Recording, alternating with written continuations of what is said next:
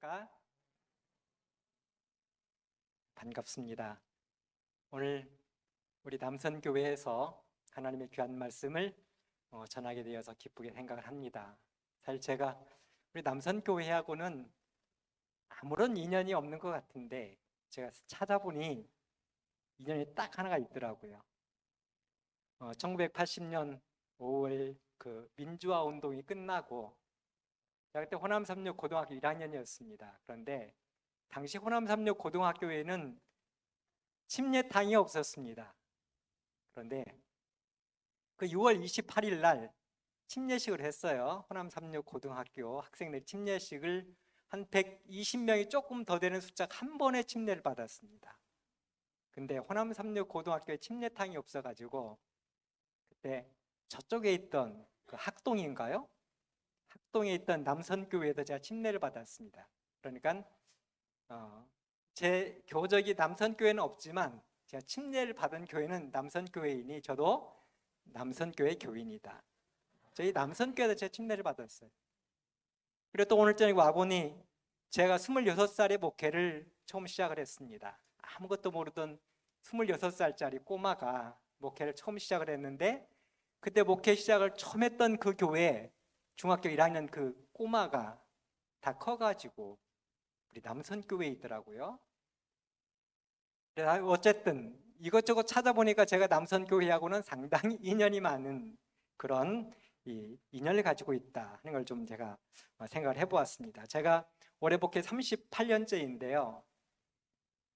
호남 앞에서 목회 서열로 따지면 1번입니다. 우리 목사님께서 꽤 오래됐다 그랬는데 호남 앞에 따지면 제가 목회 서열 1번이에요. 저보다 위에 있는 사람이 없습니다.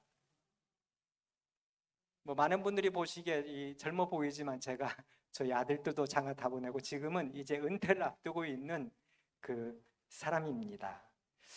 등 굽은 이 나무가 고향을 선산을 지키고 허리 굽은 부모님이 고향을 지킨다 그러잖아요. 그래서 제가 연합회 23년 근무하다가 이제는 은퇴할 때가 되어서 여기 사진에 보이는 이 교회로 오게 됐습니다. 사진에 보이는 이 교회는 오늘 아침에 찍은 사진인데요. 우리 성도님들이 한 40명 정도 다니는 아주 작은 시골 교회입니다. 그래도 제가 여기서 정말 행복하게 마지막 목회 인생을 보내려고 열심히 준비하고 있습니다. 어쨌든 오늘과 내일 이틀 동안 우리 사랑하는 성도님들과 함께 하나님의 귀한 말씀으로 은혜를 나누도록 하겠습니다. 성경 요한복음 12장 1절 3절에 보면 이런 말씀이 기록되어 있습니다. 유월절 엿새 전에 예수께서 베다니에 이루시니 이곳은 예수께서 죽은 자 가운데서 살리신 나사로가 있는 곳이라. 거기서 예수를 위하여 잔치할세 마르다는 이를 보고 나사로는 예수 함께 앉은 자 중에 있더라. 마리아는 지극히 비싼 향유 곧 순전한 나드 한 근을 가져다가 예수의 발에 붓고 자기 머리털로 그의 발을 씻으니 향유 냄새가 집에 가득하더라.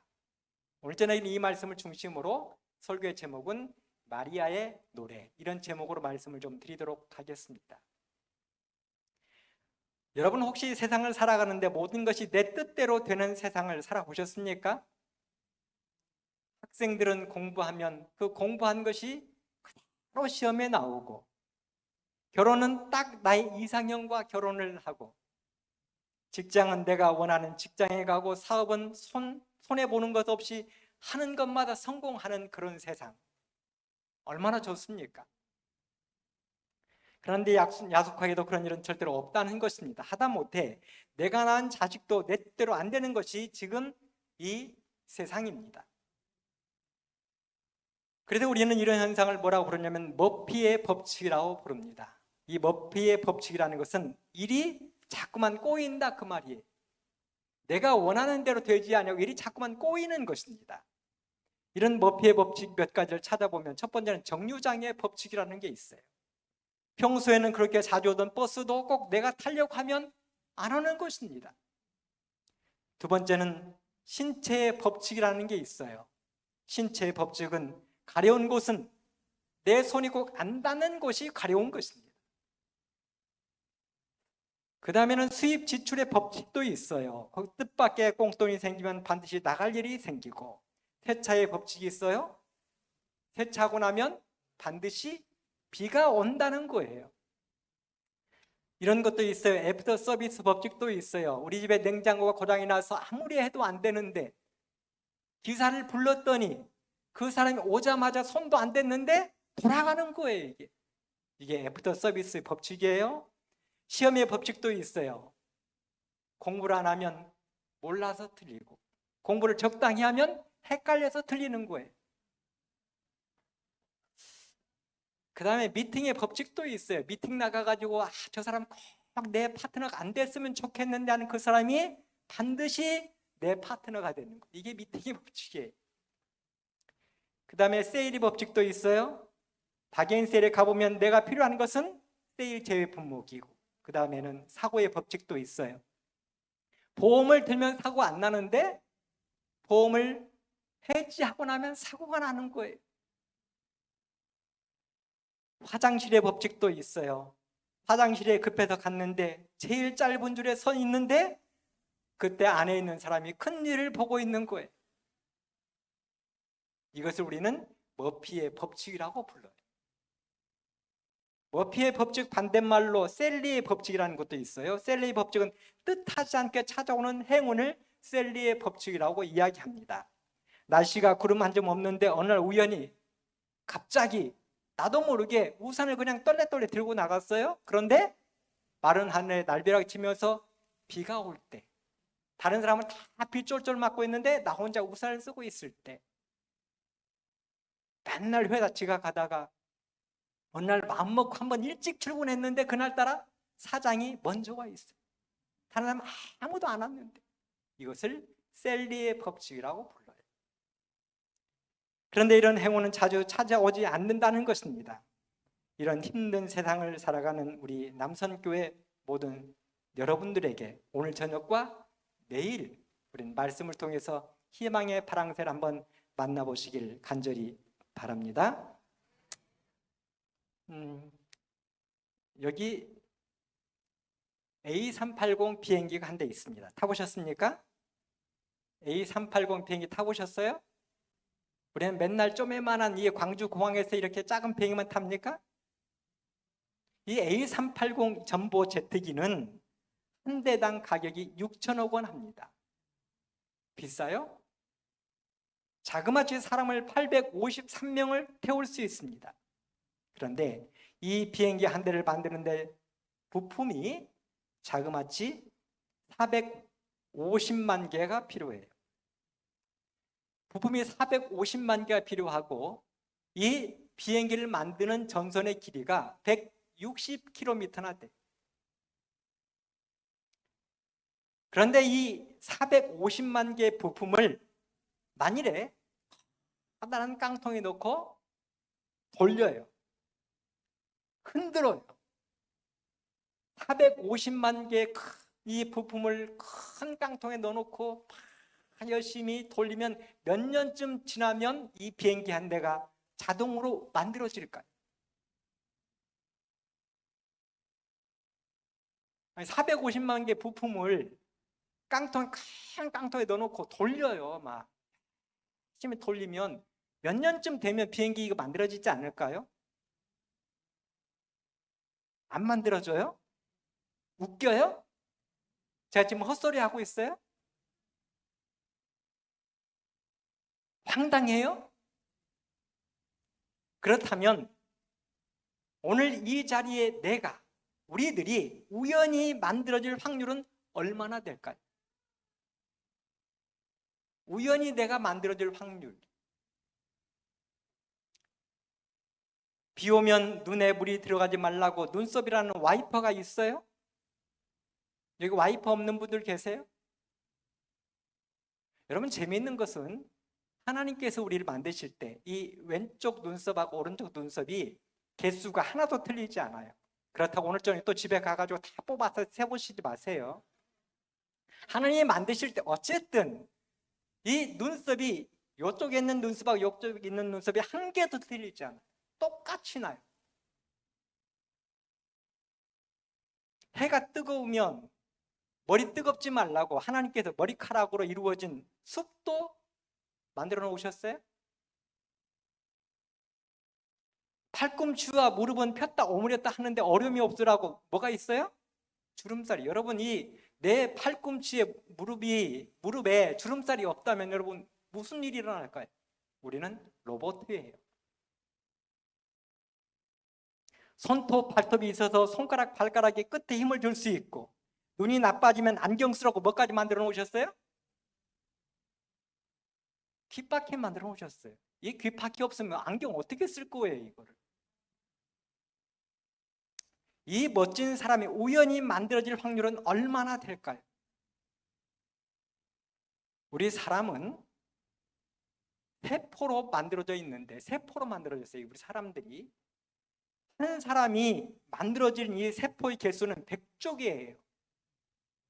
여러분, 나 하나가 만들어지기 위해서 세포가 몇 개 필요하다고요? 100쪽이에요.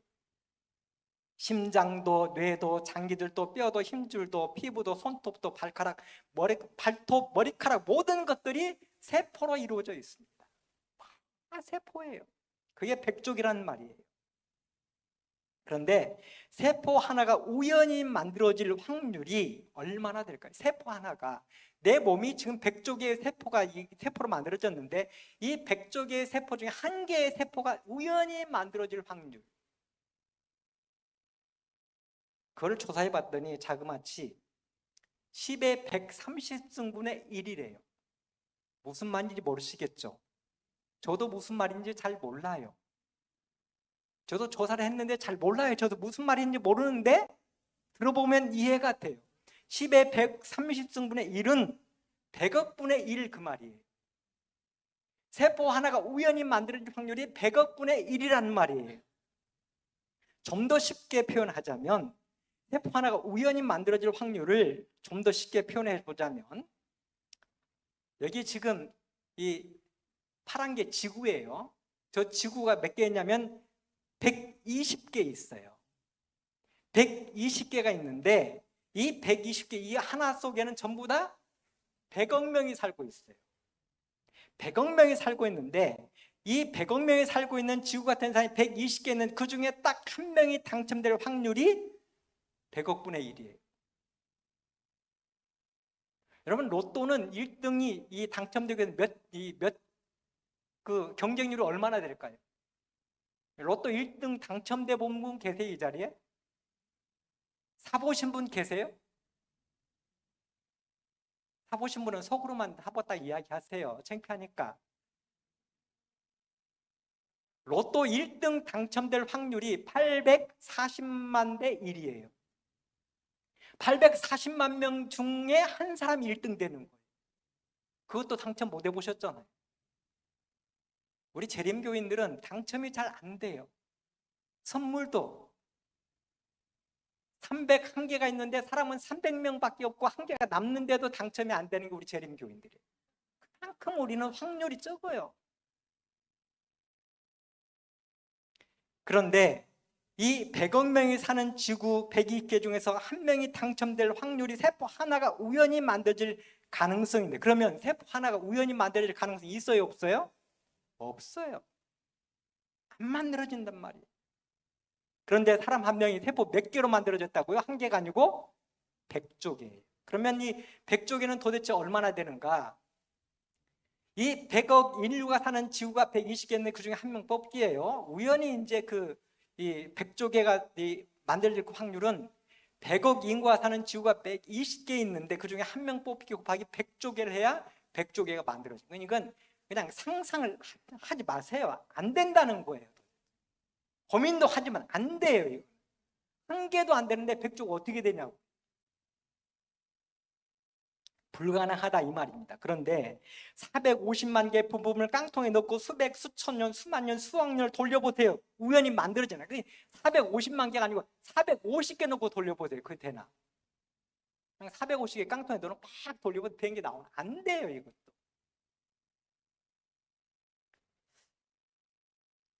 이렇게 450만 개도 어린 반푼어치도 없는데 우리 사람은 100조개의 세포로 만들어졌습니다. 그런데도 사람들은 우연히 어느 날 우주가 폭발해서 지구가 생겼다고 믿는 사람들이 얼마나 많은지 몰라요. 바보 멍충이죠. 사람들이 어느 날 아메바 아니면 개구리, 도마뱀, 원숭이, 고릴라가 사람으로 되었다고 믿는 사람이 되게 많아요. 이 세상에. 바보 멍충이죠. 하지만 성경은 단도직입적으로 이야기를 해요. 단도직입적으로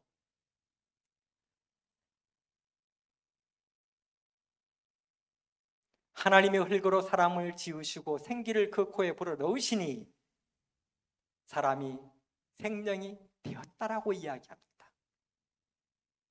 사람은 흙에다가 더하기 그냥 생기, 숨을 불어넣으면 그냥 사람이 되는 거예요. 여러분, 산 사람하고 죽은 사람의 차이점이 무엇입니까? 어떤 사람이 산 사람이고 어떤 사람이 죽었어요? 아무리 아파도 누워 있어도 뭐만 쉬면 살아있어요? 숨만 쉬면 살아있어요. 근데 아무리 이렇게 우리 이명철 목사님처럼 크고 건장해도 숨 안 쉬면 뭐예요? 죽었어요. 그래서 산 사람 빼기 생기는 흙으로 돌아가는 거예요. 산 사람과 죽은 사람은 차이가 별로 없어요. 숨 쉬면 살고 숨 안 쉬면 죽어요. 시편 139편 14절에 보면 내가 주께 감사하오면 나를 지으심이 신요막적하심이라. 이 사진은 제가 멀리 가서 찍어왔어요. 오늘 저녁이 위해서. 하나님이 신요막적하게 우리를 지었어요. 우리 성도님들도 생각해 보세요. 가만히 생각해 보세요. 어디서 이런 나 같은 신묘막측한 훌륭한 인간이 나왔을까? 세상에 나와 똑같은 사람은 하나도 없고. 저도요, 여기 오니까 조금 제가 이렇게 키도 작고 까마잡잡하고 이렇게 하죠. 제가 태국 가봤어요. 태국 치앙마이 가니까는요, 저 잘생겼더라고요. 거기 가니까 제가 잘생겼어요. 그 사람들 저보다 작고 더 까맣고. 어디 이렇게 신묘막측한 사람이 나왔는지 모르겠어요. 이런 사람을 창조하신 하나님께서 오늘 우리에게 말씀하세요. 네가 하나님을 믿으면 하나님의 영광을 볼 것이다. 이 말씀은 오늘 저녁에 제가 주인공으로 소개할 한 아가씨의 언니에게 한 이야기예요. 우리는 오늘 이 밤에 조금 전에 읽은 성경 말씀에 등장하는 한 여인의 이야기를 집중적으로 좀 살펴보겠습니다. 조금 전에 읽었어요. 시작하면서 이 말씀을 읽었습니다. 이 말씀은 예수님이 십자가에 달려 돌아가시기 엿새 전에 일어난 이야기로 성경은 기록했습니다. 예수님이 유대력 AD 31년 1월 14일 날 돌아가셨으니까, 금요일 날 돌아가셨으니까 지금부터 예수님이 1994년 전에 돌아가셨어요. 1994년 전 유대력 1월 14일 금요일 예수님이 돌아가셨습니다. 그 베단이라는 아주 작은 마을에, 이 베단이가 여기 있어요. 여기 핑크색은 지금 여전히 전쟁하고 있는 이스라엘의 가자 지구. 여기 전쟁하고 있어요. 하마스하고 이스라엘하고. 그 다음에 이 푸른색은 예루살렘이에요. 그 다음에 빨간색이 베단이라는 동네가 있는 곳입니다.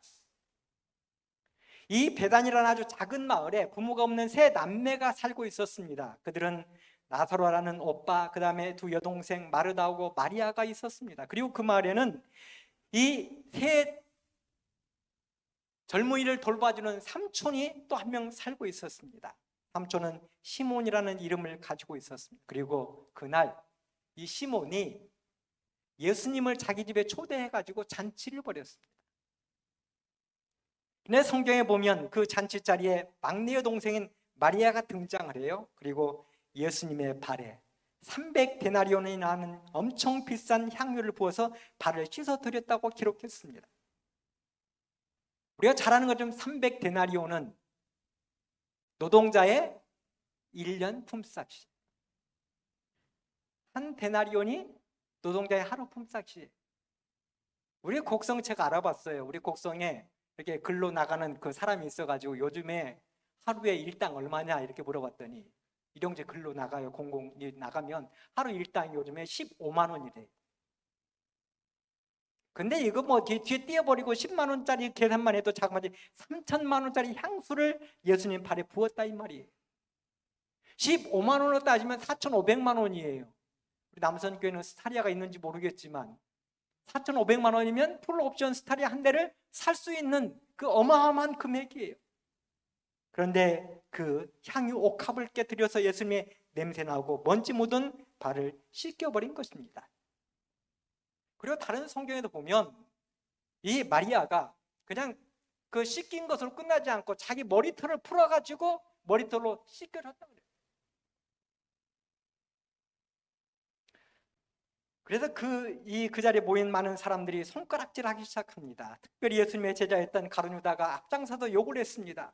저것을 팔아가지고 가난한 사람에게 나누어주고 구제하면 좋을 텐데 저 아까운 것을 깨뜨려가지고 쓸데없이 예수님 발 닦는데 허비에 버렸느냐고 속으로 욕을 했습니다.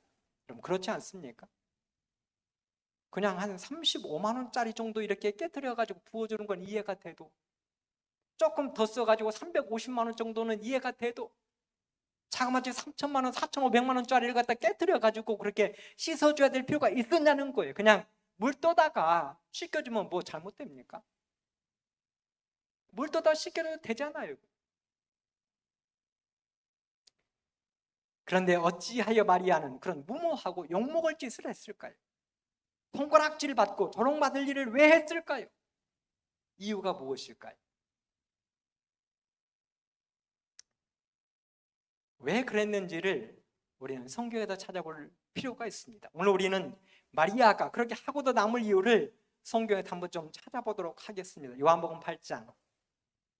예수는 감람산으로 가시다. 아침에 다시 성전으로 들어오시니 백성이 다 나오는지라 앉으사 저희를 가르치시더니 서기관들과 바리새인들이 간음 중에 잡힌 여자를 끌고 와서 가운데 세우고 예수께 말하되 선생이여 이 여자가 간음하다가 현장에서 잡혔나이다. 모세는 율법에 이러한 여자를 돌로 치라 명하였거니와 선생은 어떻게 말하겠나이까? 저희가 이렇게 말하면 고소할 조건을 얻고자 하여 예수를 시험하밀러라. 예수께서 몸을 굽혀서 손가락으로 땅에 쓰시니 저희가 묻기를 마지 아니하는지라. 이에 일어나 가라사대 너희 중에 죄 없는 자가 먼저 돌로 치라 하시고 8절 다시 몸을 굽히사 손가락으로 땅에 쓰시니 저희가 이 말씀을 듣고 양심의 가책을 받아 어른으로 시작하여 젊은이까지 하나씩 하나씩 나아가고 오직 예수와 그 가운데 섰는 여자만 남았더라. 예수께서 일어나사 여자 외에 아무도 없는 것을 보시고 이르시되 여자여 너를 고소하던 그들이 어디 있느냐? 덜 정죄한 자가 없느냐? 대답하되 주여 없나이다. 예수께서 가라사대 나도 너를 정죄하지 않으니 가서 다시는 죄를 범치 말라 하시니라. 이 모리스 벤덴이라는 목사님이 책을 한 권 썼는데 그 책 이름이 예수께서 사람들을 어떻게 대하셨는가 이런 책을 한 권 썼어요. 우리 교회 훌륭한 신학자입니다. 그런데 이 모리스 벤덴 목사님이 쓰신 책에 보면 이 장면을 매우 재미있고 감동적으로 기록을 해놓으셨어요. 어쩌면 오늘 이 자리에 우리들 가운데 이 책을 읽어보신 분들도 계실 거예요. 이른 아침 이스라엘이라는 나라의 예루살렘에서 일어났던 한 사건을 성경은 기록했습니다. 많은 사람들이 오늘 이 저녁처럼 예수님의 말씀을 듣기 위하여 예수님 앞에 자리를 잡고 앉았습니다. 바로 그때 저쪽에서 시끌벅적한 소리와 함께 성난 무리들이 이쪽으로 오고 있었습니다. 자세히 보니까 그들은 서기관과 바리새인들이에요. 오늘날로 말하면 교회의 지도자들이고 정치의 지도자들이에요. 그들이 지금 누군가를 끌고 오고 있는 것입니다. 자세히 보니 그들이 끌고 온 사람은 겁에 질린 갸냘픈 젊은 아가씨였어요. 그리고 이 여인을 끌고 온 사람들이 여인을 내동댕이 치면서 예수님에게 소리 지르기 시작했습니다. 선생님, 이 여자가 간음하다가 현장에서 잡혔습니다. 그리고 그 당시의 법은 현장에서 간음하다가 붙잡히면 그냥 그 자리에서 돌로 쳐 죽이게 되어 있었습니다. 아니나 다를까 그들의 손에는 크고 작은 짱돌들이 벌써 서너 개씩 들려 있는 것입니다. 사실 그들은 지금 이 여인을 돌로 쳐 죽이는 것보다 예수를 시험하기 위해서 그렇게 끌고 온 것입니다. 예수님이 만일에 돌로 쳐 죽이세요 그러면 그들은 예수님 향해서 즉각 그럴 거예요. 당신은 맨날 사랑하라고 이야기하던데 어떻게 사람을 죽이라고 이야기하십니까? 돌로 치라고 이야기하십니까? 어떻게? 만약에 죽이지 말라고 이야기하면 당신은 모세의 법을 어겼으니 하나님의 말씀을 어겼다고 뭐라고 칠 거예요. 이걸 보고 우리는 내자로 뭐라 그래요? 진퇴양난이고 사면초가라고 불러요. 예수님은 지금 진퇴양난 사면초가에 빠뜨린 것입니다. 치라고 할 수도 없고 죽이지 말라고 할 수도 없고, 그리고 그들은 지금 매우 행복하게 예수님을 놀리고 바라보고 있는 것입니다. 한 번 더 생각해 보라는 것이죠. 그렇게 말없이 긴장의 시간이 흘러가고 있었습니다. 모든 사람들이 예수님의 입만 바라보았습니다. 예수님은 과연 뭐라고 대답하실까? 예수님은 뭐라고 대답하실까? 서기관과 바리새인들은 팔짱을 끼고 그 모습을 즐기고 있는 것입니다. 그리고 잡혀온 여인은 겁에 질려 얼굴도 들지 못하고 있는 것입니다. 오늘 우리 가운데 신앙을 하는 대부분의 많은 분들, 그리고 신앙을 꽤 하신 많은 분들은 이 여인이 조금 전에 예수님의 발에 300데나리온짜리 향유옥합을 깨뜨려 발을 씻겨준 여인이고, 막달라 마리아는 그 이야기를 많이 들었을 것입니다. 그러면 이 막달라 마리아는 누군가? 이 막달라 마리아는 첫째, 부모님이 계시지 않은 순진한 시골 처녀예요. 그의 고향은 이 예루살렘에서 5km쯤 떨어진 작은 시골 마을 베다니예요. 5km면 어느 정도 됩니까? 우리 남선교회에서 호남 앞에 그 거리 정도 되나요? 5km 정도 되면? 그저 그냥 사람이 1시간이면 걸어갈 수 있는 거리. 1시간에 5km 갑니다, 이렇게. 제가 100km를 걸어봤는데 1시간에 5km씩 가면 20시간이면 가요. 20시간이 그냥 꽉 가면 100km를 갑니다. 제가 춘천에서 서울까지 걸어와 봤어요.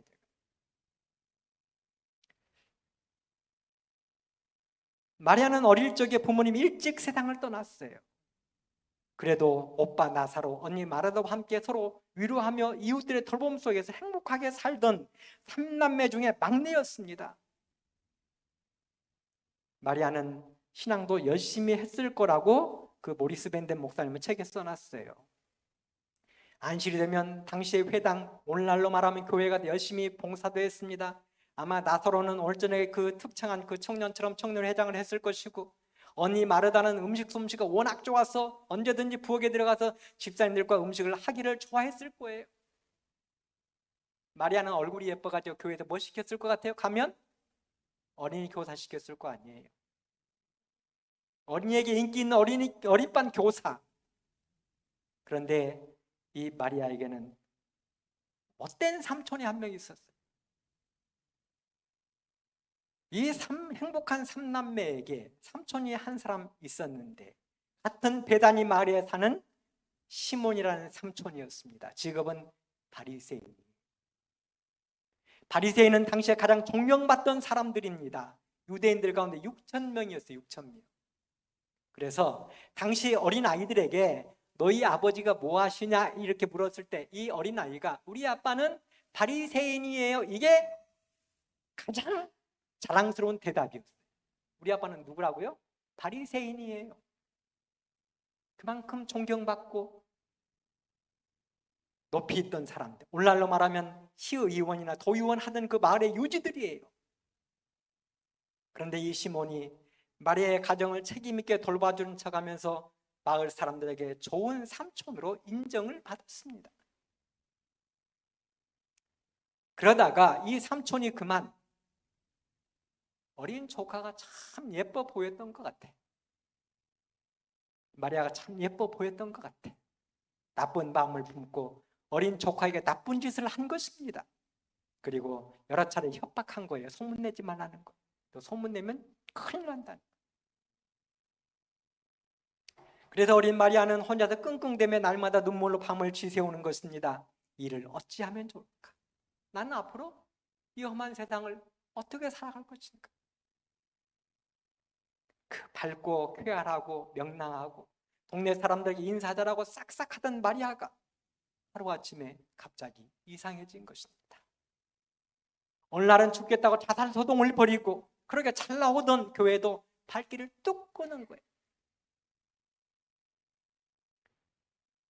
그러자 마을 사람들이 수군대기 시작합니다. 마리아를 조심해야 돼. 특별히 아들들 둔 집은 마리아 조심해야 돼. 여기저기서 수군거리는 것입니다. 사람들이 피하는 것입니다. 일자리를 얻기 위해서 노력하지만 면접을 보는 곳마다 연락이 안 옵니다. 그래서 자기의 목공을 해결하기 위해서 직장을 찾아 떠났는데 몇 가지 옷을 주섬주섬 싸들고 일곱 언덕을 넘어서 야반 노조하다시피 베다니를 떠났는데 그렇게 직장을 찾아간 곳이 어디냐면 베다니에서 멀리 떨어진 막달라라는 동네를 갔어요. 그래서 막달라 마리아는 동네 이름 뒤에 마리아가 붙어요. 막달라 동네에 갔다 이 말이에요. 그는 자신을 알아보는 사람들이 없는 막달라에서 술집에 취직했어요. 술집에서 술을 팔고 노래를 팔고 웃음을 팔고 있었습니다. 그런데 어느 날 그 마을에 예수님이 찾아오셨어요. 하루하루를 힘들게 살아가고 있는 이 마리아에게 예수님이 이 마을에 오셨다는 이야기가 들렸습니다. 소문이 퍼졌습니다. 그 예수님은 힘들고 어려운 삶을 살아가는 사람들에게 사랑을 베푸신다는 거예요. 사람들이 멸시하고 천대하는 가난한 사람들, 병든 사람들, 세리들, 심지어는 자신처럼 술집에서 술 팔고 몸 팔고 웃음 파는 창기들과도 함께 밥을 먹는다는 거예요. 그래서 그 예수님이 이 마을에 오셨다는 이야기를 듣고 그 예수님의 말씀을 듣고 싶었습니다.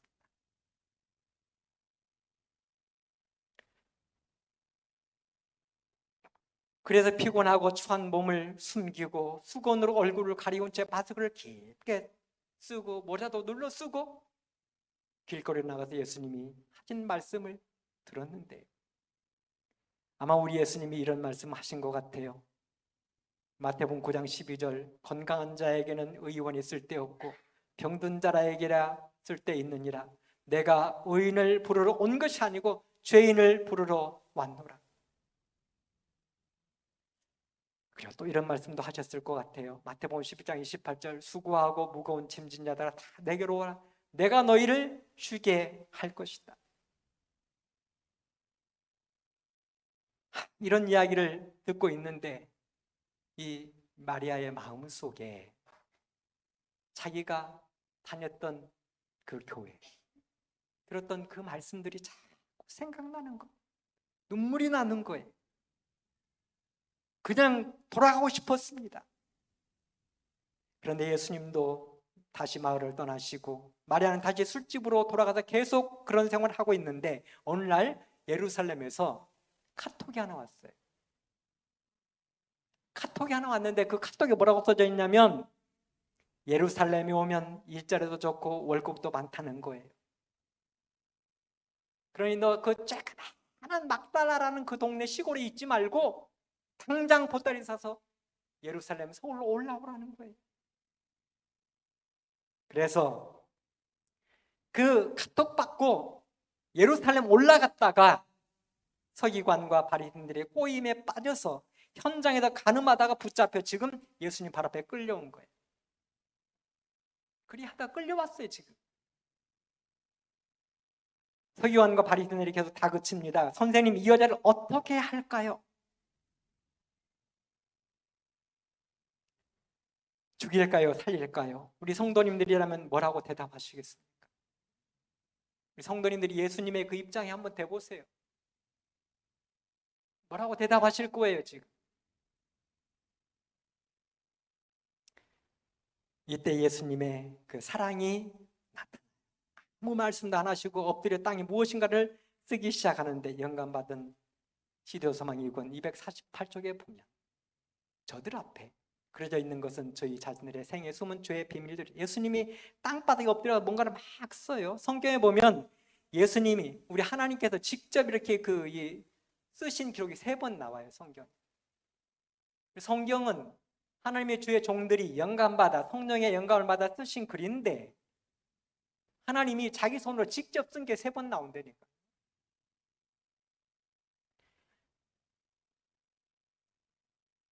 첫째는 십계명을 하나님이 자기 손으로 직접 쓰셨어요. 둘째는 바벨론의 왕이었던 벨사살이 그날 저녁에 미친 짓 하니까 예루살렘 성전에 가지고 오는 그 성전 기명들을 가져다가 거기다 술 따라가지고 마시고 춤추고 노니까 하나님께서 그 하얀 벽에다 손가락 딱 나타나고 썼잖아요. 이거 메네 대기로 바라시. 3번째 쓰는 게 지금 이 땅바닥에 쓰고 있는 거예요. 하나님이 왜 직접 쓰셨어요? 왜 십계명을 직접 쓰셨어요? 왜 하얀 분벽에다가 메네 대기로 직접 쓰셨어요? 왜 직접 써요? 왜 지금 사람들 앞에서 지금 예수님이 땅바닥에 엎드려가지고 글을 쓰고 있어요? 왜 그렇게 써요? 중요하니까. 하나님이 친필 사인하신 거예요. 친필 사인.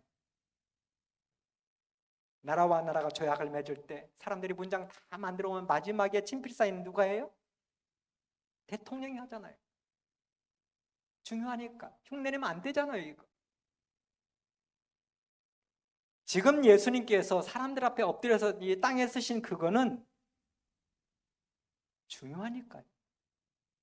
지금 한 여인을 살려야 되니까요. 생명을 살려야 되기 때문에 쓰고 있는 것입니다. 예수님이 아무 말씀도 안 하시고 땅바닥에 글만 쓰고 있으니까 많은 사람들이 궁금하게 앞으로 밀려왔습니다. 그러다 급히 안색이 다 변하더니 하나둘씩 도망가기 시작했습니다. 그렇게 도망가는 사람들을 바라보시던 예수님이 아직도 남아있는 사람들에게, 안 도망가고 남아있는 사람들에게 또 한마디를 하시죠. 너희 중에 죄 없는 자가 먼저 돌로 치라고. 가야 되는데, 도망가야 되는데 뻔뻔하게 아직도 남아가지고 있는 그 사람들에게 예수님께서 너희 중에 죄 없는 자가 돌로 치라고 이야기했습니다. 그리고는 또다시 허리를 굽히고 땅에 기록하기 시작했습니다. 그랬더니 요한복음 8장 9절에 보면 저희가 이 말씀을 듣고 양심의 가책을 받아 어른으로 시작하여 젊은이까지 하나씩 나가고 오직 예수와 그 가운데 섰는 여자만 나왔더라. 다 가버리고 그 가운데 예수님하고 여자만 딸랑 둘이 남았어요. 살기 등등하던 모든 사람들이 짱돌을 버려두고 모두 도망갔습니다. 그리고 혼자 남은 여인에게 예수님께서 말씀을 하시죠. 요한복음 8장 10절 여자여 너를 고소하던 그들이 어디에 있느냐? 너를 정죄한 자가 없느냐? 저는 목소리가 별로 안 좋아서 예수님의 이 사랑스러운 음성을 흉내낼 수 없는 게 참 안타까워요. 예수님이 여인에게 얼마나 다정스럽게 다정다감하게 이 말씀을 하셨을까? 그랬더니 여자가 이제 대답을 해요. 주여 없나이다. 그리고 예수님이 또 한마디를 더 하십니다. 나도 너를 정죄하지 아니하노니 가서 다시는 죄를 범치 말라 하신다. 나도 너를 정죄 안 할 테니까 이제 너 가서 다시는 죄를 범치 말라. 사랑하는 여러분, 현장범이 분명하고 마땅히 돌로 쳐 죽임을 당해야 하는 여인이지만 이 여인에게 단 한마디의 정죄도 너 왜 그랬느냐고 물어보지도 아니하신 이 예수님에게 여러분의 모든 것들을 맡겨보시게 되길 간절히 바랍니다. 부드러운 음성으로 따뜻한 용서를 베푸신 그분이 우리가 사랑하고 우리 마음 가운데 모셔야 될 예수님이라는 사실입니다. 이렇게 예수님을 만난 이 마리아가 어떻게 변화됐는지 우리는 잘 알죠. 요한복음 12장에 보면 가장 비싼 향유를 예수님의 머리와 팔에 부어드렸습니다. 시작하면서 우리가 읽었어요. 여러분, 왜 그 3천만 원짜리, 그 4,500만 원짜리 왜 그 예수님의 발에 부었는지 아시겠잖아요. 뭐 했어요? 나를 살려주신 분이에요. 그분. 짱돌 맞아 죽어야 되는 나를 살려주신 분이에요. 마태복음 27장 56절에 보면 제자들까지로 도망친 십자가 밑에 끝까지 남아 있었던 사람이 마리아예요. 베드로도 도망갔어요. 다른 제자도 다 도망갔어요. 그 자리에 끝까지 남아서 예수님의 십자가 밑을 지킨 사람이 이 여인이에요. 누가복음 23장 50절에 보면 시신을 따라 하관 예배까지 따라가요. 제자들도 안 오는 그 하관 예배를 지금 이 여인이 따라가고 있는 거예요. 요한복음 20장 1절에 보면 안식 후 첫날 가장 먼저 무덤으로 달려간 사람이 이 막달라 마리아예요. 베드로보다도 빨리 갔어요. 요한보다도 빨리 갔어요. 1등으로 예수님 무덤에 간 사람이 이 여인이에요. 요한복음 20장 16절 부활하신 예수님을 1번으로 만난 사람이 이 여인이에요. 1번으로 예수님을 만났어요. 부활하신 예수님을. 이런 분이니 마리아가 자기 모든 것 드리고 싶지 않겠어요? 만일에 그 향유 옥합이 1억짜리였어도 마리아 깨뜨렸을 거라고. 무한대로에서도 깨뜨렸을 거라고. 사랑하는 여러분, 오늘 이 저녁에 막달라 마리아가 만난 예수님을 여러분들도 만나게 되기를 간절히 바랍니다. 막달라 마리아가 영접한 예수님을 여러분도 영접하게 되기를 간절히 바랍니다. 막달라 마리아가 깨뜨린 장롱송이 향유 옥합을 여러분도 장롱송에다 꺼내어 깨뜨리시기를 간절히 바랍니다. 이런 사람들이 하나님의 영광을 보는 것입니다. 엄마하고 딸이 카톡을 이렇게 나누는데요. 딸이 엄마에게 보낸 카톡이에요. 엄마가 이 딸 때문에 언제 가장 마음이 아팠어? 초등학교 때 공부를 안 하고 매일 친구들하고 놀 때? 이렇게 물어봤어요. 그러니까 이 엄마가 딸에게 카톡 대답을 보냅니다. 엄마, 아니? 딸이 또 카톡을 또 해요. 그럼 중학교 때 친구들하고 싸우고 학교 정학당했을 때 엄마 가슴이 아팠어? 물어보는 거예요. 그러니까 엄마가 또 대답을 해요. 아니? 딸이 또 보내요. 그럼 고등학교 때 엄마랑 싸우고 집 나갔을 때 가출한 거예요. 엄마가 뭐라고 대답했을까요? 아니, 이렇게 대답해요. 딸이 또 보내요. 그럼 언제 가장 마음 아팠는데? 엄마 마음이 언제 가장 마음이 아팠어? 지금 집 나간 딸이 엄마에게 카톡 보내고 있는 거예요. 엄마가 이 딸에게 카톡 대답을 이렇게 해요. 네가 하도 말을 안 듣고 엄마 속을 속여서 집 나가라고 가방에 옷과 신발을 싸서 대문 밖에 내놓았을 때, 그리고 그 가방을 끌고 가는 너의 뒷모습을 바라보고 있을 때 엄마의 마음이 가장 아팠어. 딸이 엄마하고 싸우고 집 가출하고 학교 정학을 당하고 말을 안 들을 때도 엄마는 마음이 안 상했는데, 속이 안 상했는데 너무 말을 안 들어가지고 엄마가 하루는 너무 화가 나니까 가방에다 옷도 싸고 그 다음에 그 신발도 넣어가지고 집 이 대문 밖에 딱 놓으면 너 나가! 이렇게 이야기하니까 이 딸이 어떻게 해요? 그 가방 끌고 나가는 그 뒷모습을 엄마가 바라보고 있을 때 엄마는 가슴이 찢어지는 것 같았다는 거예요. 그렇다면 사는 성도 여러분, 우리 예수님, 우리 하나님 언제 가슴이 가장 아팠을까요? 언제 마음이 찢어졌을까요? 제가 찾아보니까 성경이 있어요. 창세기 3장 23절에 보면 여호와 하나님이 에덴 동산에서 그 사람을 내어보내어 그의 근본된 토지를 갈게 하십니다. 이같이 하나님이 그 사람을 쫓아내시고 에덴 동산 동편에 그룹들과 두루도는 화영검을 두어 생명나무의 길을 지키게 하십니다. 하나님이 누구 쫓아냈다고요? 하나님이 지금 가방사도 누구 쫓아보냈어요? 하나님이 손으로 만드신, 줄에 서가지고 행복하게 살라고 에덴 동산에 두신 아담과 하와가 죄를 짓고 더 이상 에덴 동산에 살 수 없게 되었을 때 하나님께서 가방 싸가지고 내놨을 때 가방 끌고 나가는 아담과 하와의 뒷모습을 볼 때 하나님의 마음이 찢어졌단 말이에요. 우리 성도님들이, 이 자리 우리들이 하나님께 등 돌릴 때 하나님은 가슴이 찢어져요. 하나님께 등 돌리고 가방 끌고 나갈 때 우리 하나님은 가슴이 찢어진단 말이에요. 저것들이 추운 밖에 나가서 어떻게 살아갈 것인지를 생각하니 하나님의 가슴이 먹먹해진 거예요. 그래서 우리 하나님께서, 우리 예수님이 하늘 그 보좌가 가시방석 같아가지고 도저히 그곳에 있지 못하고 이 땅에 내려오셔서 십자가에 달려 돌아가신 거예요. 그게 우리 하나님의 사랑이에요. 그 사랑이 짱돌 맞아 죽어야 될 그 여인을 살린 것입니다.